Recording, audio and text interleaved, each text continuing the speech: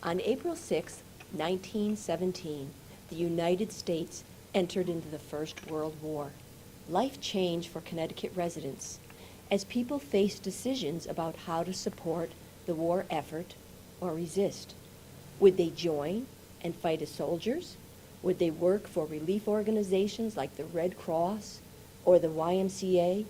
Would they raise money for the war, find a new factory job, or refuse to participate at all? No matter what path they chose, people from Connecticut struggled with concerns about immigration, refugees, discrimination, and the meaning of patriotism.